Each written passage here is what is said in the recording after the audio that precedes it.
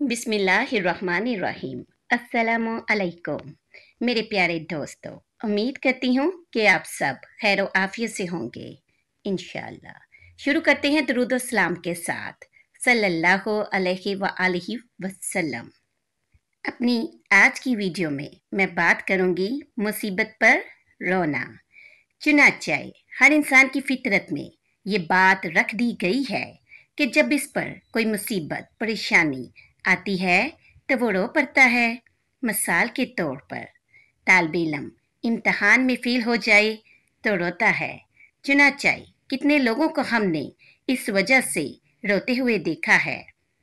किसी को कारोबार में नुकसान हो जाए तो बेइख्तियार इसके आंखों से आंसू निकल आते हैं। इससे ये बात मालूम होती है कि मुसीबत और परेशानी के वक्त रोना इंसानी फितरत है। किसी के फराक में रोना यानी किसी के बिछड़ जाने पर रोना।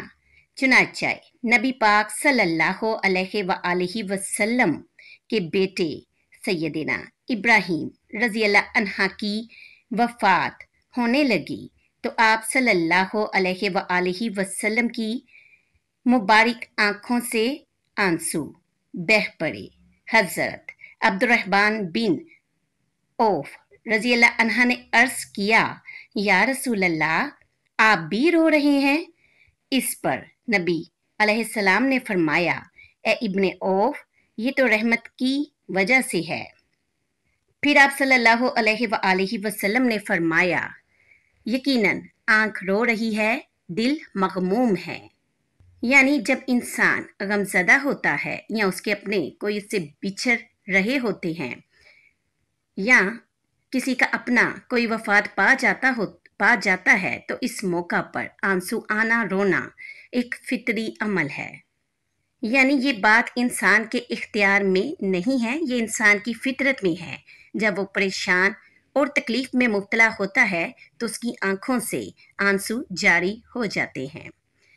गोया ये एक फितरी चीज़ है। चुनांचे अगर माँ बाप फोत हों तो औलाद रोती है और अगर औलाद फोत हो जाए तो माँ बाप रोते हैं।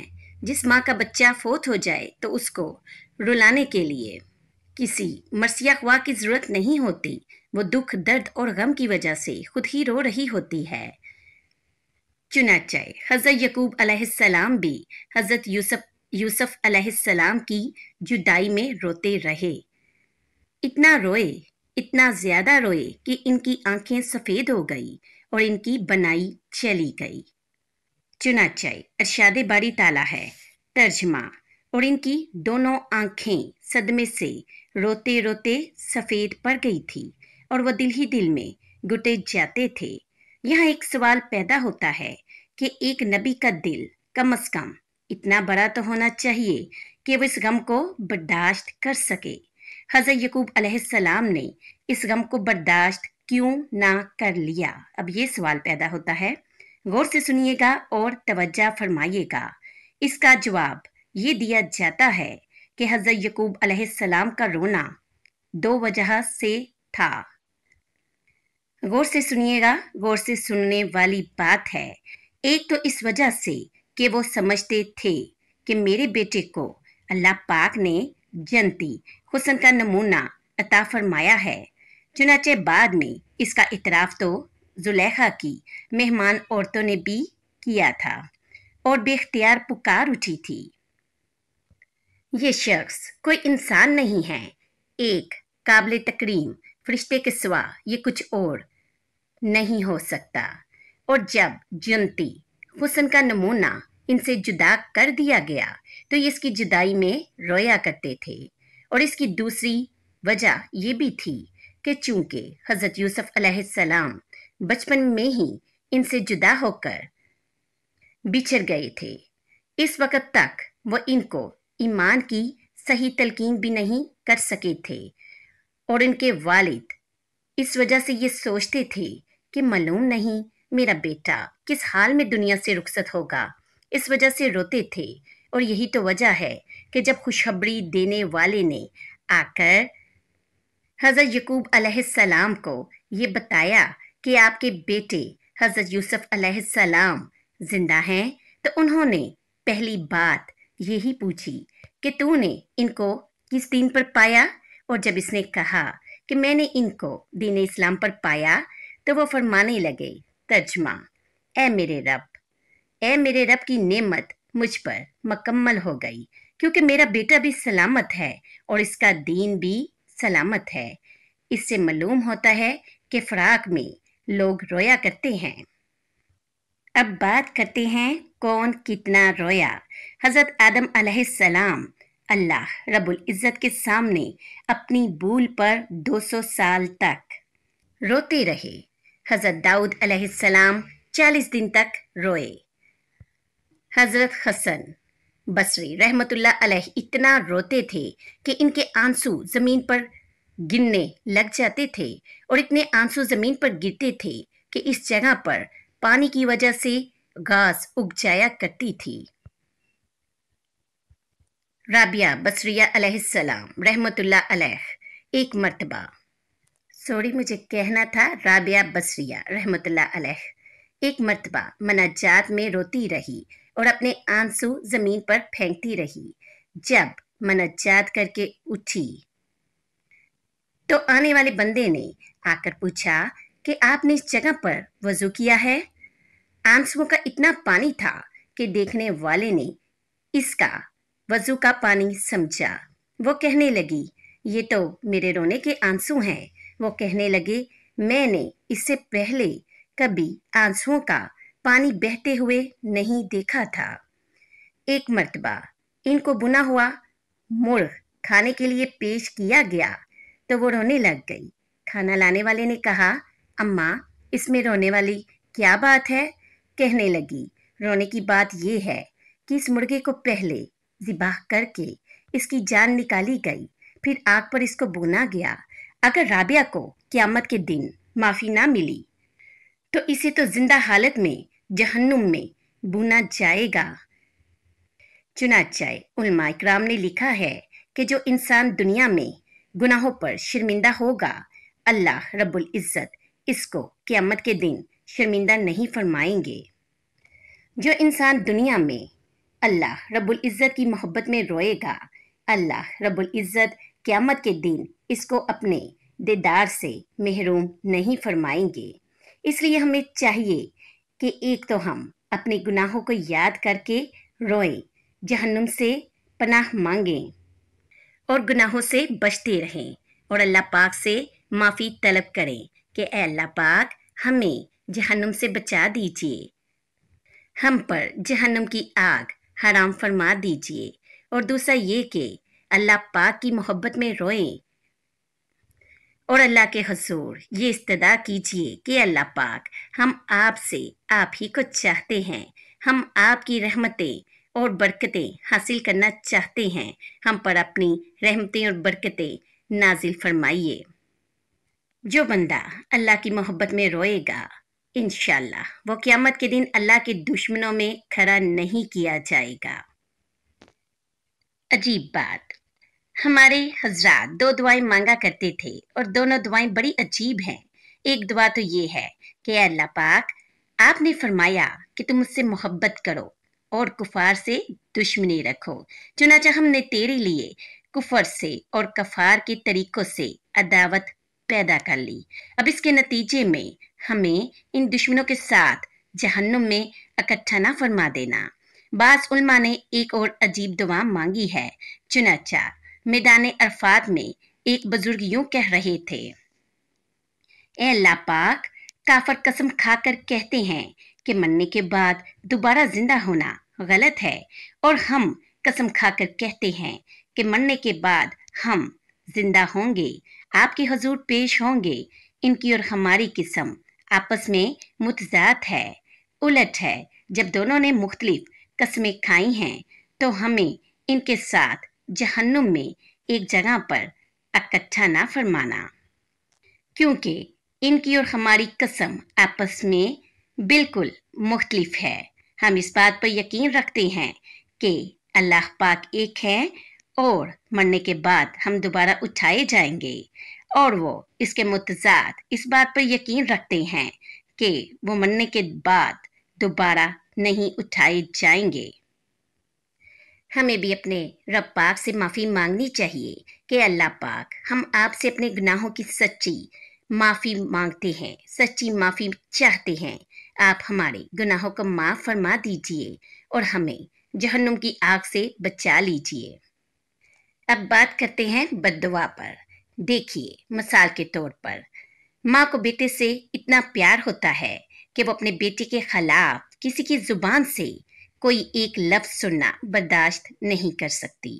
اگر اس کے بیٹے کو کوئی بد دعا دے تو وہ شیرنی کی طرح اس کے پیچھے پڑ جاتی ہے اور اس کو جواب دیتے ہوئے کہتی ہے، تو کون ہوتی ہے؟ میرے بیٹے کو بد دعا دینے والی۔ جب ایک ماں اپنے بیٹے کے حق میں کسی کی بد دعا برداشت نہیں کر سکتی تو پھر اللہ کے محبوب صلی اللہ علیہ وآلہ وسلم اپنی امت کے لیے بد دعا کیسے برداشت کر سکتے تھے؟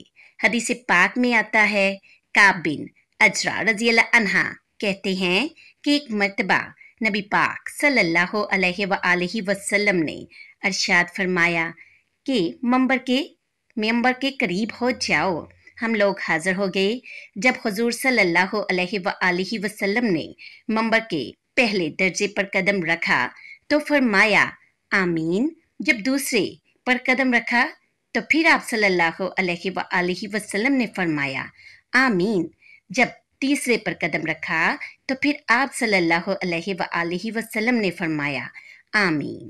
جب آپ صلی اللہ علیہ وآلہ وسلم خطبہ سے فارغ ہو کر نیچے اترے تو ہم نے عرض کیا کہ ہم نے آج سے پہلے آپ صلی اللہ علیہ وآلہ وسلم کو منبر پر چڑھتے ہوئے ایسی بات سنی جو پہلے کبھی نہیں سنی تھی۔ آپ صلی اللہ علیہ وآلہ وسلم نے ارشاد فرمایا، غور سے سنیے گا، غور سے سننے والی بات ہے کہ اس وقت جبرائیل علیہ السلام میرے سامنے آئے تھے پہلے درجے پر۔ جب میں نے قدم رکھا تو انہوں نے کہا، ہلاک ہو جائے وہ شخص جس نے رمضان کا مہینہ پایا پھر بھی اس کی مغفرت نہ ہوئی۔ میں نے کہا آمین۔ جس محبوب صلی اللہ علیہ وآلہ وسلم کو طائف میں پتھر مارے گئے جن کی وجہ سے نیلن مبارک خون سے بھر گئے، اس وقت فرشتے آئے اور کہنے لگے، اللہ کے محبوب صلی اللہ علیہ وآلہ وسلم اگر آپ اجازت دیں تو ہم ان پہاڑوں کو آپس میں ٹکرا کر اس قوم کو مٹا کر رکھ دیں۔ آپ صلی اللہ علیہ وآلہ وسلم نے اس وقت بد دعا نہ دی بلکہ فرمایا، اے اللہ میری قوم کو ہدایت دے دیجئے، یہ میرے مرتبے کو پہچانتی نہیں۔ اس سے یہ ثابت ہوتا ہے کہ ایک طرف تو کافروں کے لیے بھی بد دعا نہیں فرمائی اور دوسری طرف اپنی امتیوں کے لیے، مومنین کے لیے بد دعا پر آمین کہہ دی۔ اس کی کیا وجہ ہے؟ شارحین نے اس کا جواب یہ لکھا ہے کہ در حقیقت رمضان المبارک میں اللہ پاک بندے کو معاف کرنے اور جہنم سے نکالنے پر تلے ہوتے ہیں، اور جو بندہ اس موقع پر بھی سچے دل سے معافی مانگ کر اپنے آپ کو نہ بخشوائے تو گویا کہ اس نے اللہ کی رحمت کی ناقدری کی۔ لہٰذا ایسے بے قدرے بندے کا برباد ہو جانا ہی بہتر ہے۔ اس لیے آپ صلی اللہ علیہ وآلہ وسلم نے اس کے حق میں کی جانے والی بد دعا پر آمین کہہ دی۔ میرے دوستو، ہم تو عام بندے کی بد دعا سے بھی ڈرتے ہیں۔ پھر سوچئے، غور سے سوچئے، رمضان المبارک کا مہینہ ہو، جبریل علیہ السلام بد دعا کرے اور اللہ کے محبوب صلی اللہ علیہ وآلہ وسلم آمین کہیں، بلا اس کی قبولیت میں کوئی شک رہ جاتا ہے؟ اب آپ بتائیے کہ اس سے ڈرنے کی ضرورت ہے یا نہیں ہے؟ اس سے تو اور زیادہ ڈرنا چاہیے، اور اس سے ڈرنے کا طریقہ یہی ہے کہ رمضان المبارک میں اللہ پاک کی رحمتوں کو حاصل کرنے کے لیے زیادہ سے زیادہ اللہ پاک کے احکام پر عمل کریں اور اللہ کی محبت اور خوف خدا میں سجدے کریں اور سنتے نبی پر عمل کریں۔ کتنے ایسے لوگ موجود ہیں کہ جنہوں نے سجدے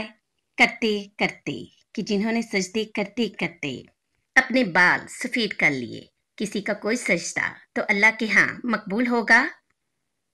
लिहाजा हमें भी चाहिए, अगर हम दुनिया और आखिरत में कामयाब होना चाहते हैं तो अपने रब को रो रो के मनाएं और ज़्यादा से ज़्यादा नेक अमाल करें।